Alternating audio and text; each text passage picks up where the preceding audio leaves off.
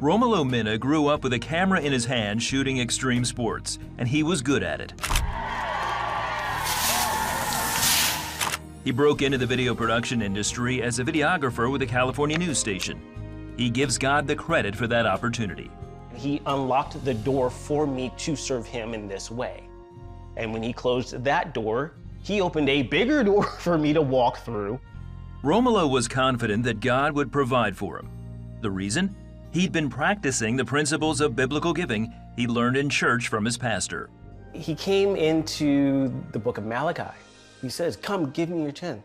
God said, test me in this. And I was like, yeah, okay. And he's like, no, you don't understand, people. This is the only place in the Bible that God said to test them. The only place. So Romulo started tithing. It was during this time that he met Cheryl, who was impressed with his commitment to giving.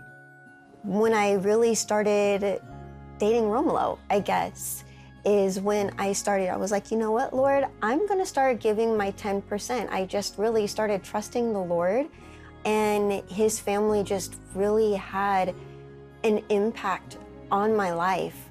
And I saw the way that they went to church every Sunday, and I saw the way that his mom would write the check, and I was like, I'm gonna start doing that too.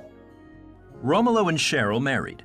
The next 10 years were a series of well-paying full-time jobs, each with salaries larger than the previous one. Cheryl continued to teach school, and it helped. Still, the ups and downs of the video production industry gave only temporary job stability for Romulo, putting a financial strain on their growing family. I remember one time we had no food in the refrigerator, and somebody said, I got you guys food. It's every time, and we never stopped tithing. The Mena's desire was to one day be able to help others in need. If somebody is having struggles with their finances, with food, whatever it is, the same way people have blessed me, I want to be able to bless them as well. To reach that goal, they knew they needed to tackle their debt. I was probably $40,000, $45,000 in like consumer debt and school debt. And it kept me up at night. It ate at my soul.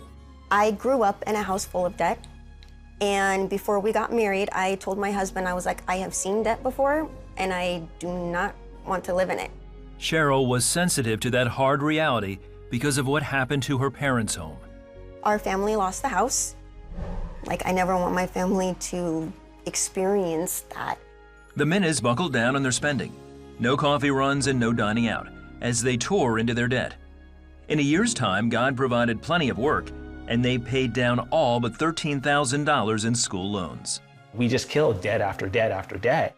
In 2020, Romulo's employer downsized, and he was let go. His reaction was consistent with what he believed. I was like, all right, Lord, what's next? Because every time he showed up with something bigger and better. So why would I doubt now? Because Romulo had banked his vacation hours and was given severance, his final paycheck paid off the remaining school loans. Being debt-free put the couple in the position to launch Clear 29, a multimedia production company. Clear 29 is a visual content company. We provide visual content, and it's evolved from me being a teenager and holding a camera to now being able to produce and direct films, commercial productions, and the sorts. He never had to make any calls. He never had to make any posts on social media. His phone just kept blowing up. And it's still going to this day. I've been very fortunate to take a dream and a passion and make it my bread and butter. Today, his Clear 29 clients have tripled, and the Mena's income is up by 200%. They believe it's all possible because they are in relationship with a God who keeps his word. I've had to relinquish everything I have mentally, emotionally, and spiritually to accept, like, it's not mine, it's all the Lord's. So when you tithe and you're like, okay, Lord, I am trusting you. He still is faithful. I know where my blessings come from. I'd be a fool to deny it.